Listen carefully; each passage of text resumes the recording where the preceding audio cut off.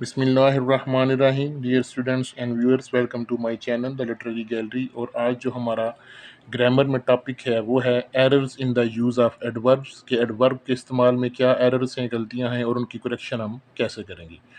BA part 2 के students, open university के students और इंटर के स्टूडेंट्स या किसी भी लेवल के स्टूडेंट्स के लिए ये टॉपिक ज़रूरी है ताकि वो अपनी राइटिंग स्किल्स में इम्प्रूवमेंट ला सकें। इसके अलावा जो भी लैंग्वेज लर्नर्स हैं या लैंग्वेज का इस्तेमाल करते हैं उनके लिए भी मुफीद है ताकि वो लैंग्वेज को सही तरह लिख सकें और उसमें इम्प्रूवमेंट ला सकें। तो सबसे पहले हम देखेंगे कि एडवर्ब क्या होता है। एडवर्ब ऐसा लफ्ज़ होता है जो किसी वर्ब के, किसी एडजेक्टिव के या किसी और एडवर्ब के मीनिंग में इजाफा करता है। ठीक है, तो हम देखेंगे साथ साथ कहाँ कहाँ पे वर्ब के मीनिंग में इजाफा हुआ या एडजेक्टिव के मीनिंग में या एडवर्ब के मीनिंग में इजाफा हुआ, यानी कि मीनिंग में इजाफा हुआ, मीनिंग चेंज हुआ, मॉडिफाई हुआ या उसको क्वालिफाई किया गया। ये सारे डेफिनेशन ठीक है। तो आइए देखते हैं। He is too strong. अब स्ट्रॉन्ग जो है ना, ये एडजेक्टिव है। ठीक है, ये एडजेक्टिव है क्योंकि ये किसी शय की खूबी है। स्ट्रॉन्ग पॉजिटिव वर्ड है, मजबूत, तो ये एडजेक्टिव है, नाउन के साथ इस्तेमाल होता है। जिससे हम कहते हैं स्ट्रॉन्ग मैन, तो मैन नाउन है तो उसके साथ जो इस्तेमाल हुआ वो एडजेक्टिव है।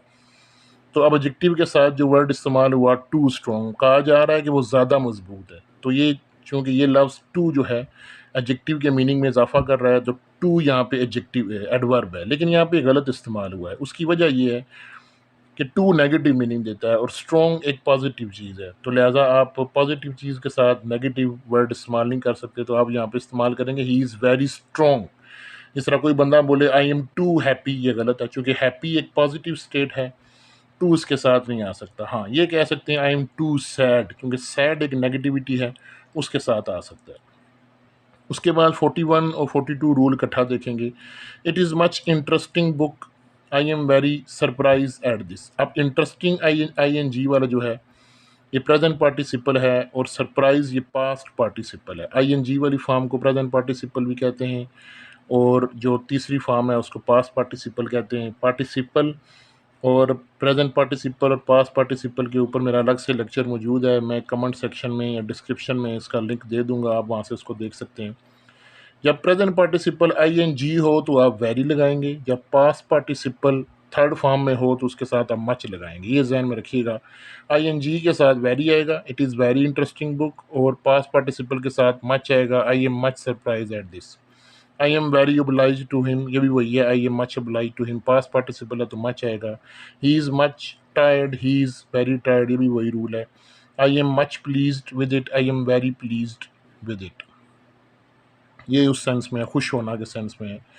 ठीक है, the tea is very hard to drink. अब कोई ऐसा सेंटेंस हो जिसका मतलब ये हो कि इतनी गर्म है कि पी नहीं जा सकती, ठीक है, उस सेंस में आप वेरी नहीं लगाते, उस सेंस में आप लगाते हैं the tea is too hard to drink, इतनी गर्म है कि पी नहीं जा सकती।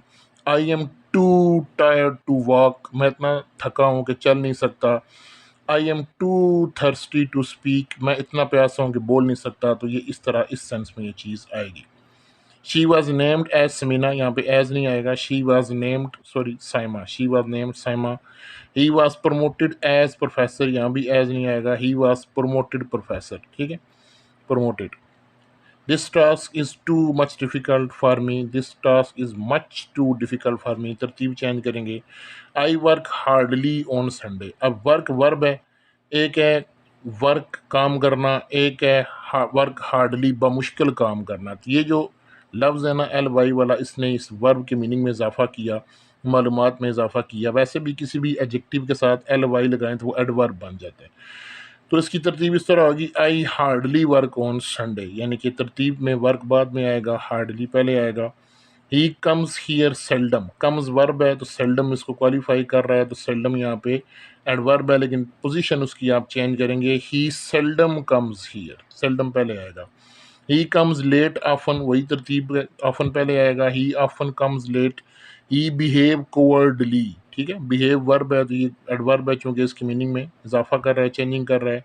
ही behaved like a coward. He lives miserly, coward कहते हैं बुजदिल को, माइजरली कहते हैं कंजूसी से रहना। तो ही लिव्स लाइक ए माइजर, ठीक है, माइजरली इस तरह नहीं होगा। ये तरतीब ज़हन में रखें। He died 2 months before, he died 2 months ago. Do you know to swim, कोई भी ऐसा फ़िक्रा जिसमें इस तरह आ जाए, डू यू नो, तो आगे आप हाउ लगाएँगे। Do you know how to swim, do you know how to cook, do you know how to write. तो हाउ टू का इज़ाफ़ा करेंगे आगे जो भी आप वो काम कहना चाह रहे हैं। She sings good, she sings well, मतलब कि इस वर्ब के साथ जो एडवर्ब है वो गुड नहीं आएगा, सिंग जो वर्ब है इसके साथ वेल आएगा, ठीक है।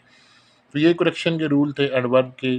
कुछ हमने समझने की कोशिश की, कुछ में तरतीब का इशू था और कुछ में कुछ लफ्ज़ इजाफी थे, जिस तरह यहाँ पे एज़ और एज़ यहाँ पे हमने निकाला, और कुछ में देखना था कहाँ पे मच आएगा और कहाँ पे वेरी आएगा। तो इतना मुश्किल नहीं है। रूल भी हमने साथ पढ़ लिए। आपने रूल समझना है क्योंकि एग्ज़ाम में सेंटेंस कोई भी आ सकता है। तो मुझे उम्मीद है आपको समझ आ गई होगी। Thank you very much for watching. Allah हाफ़िज़।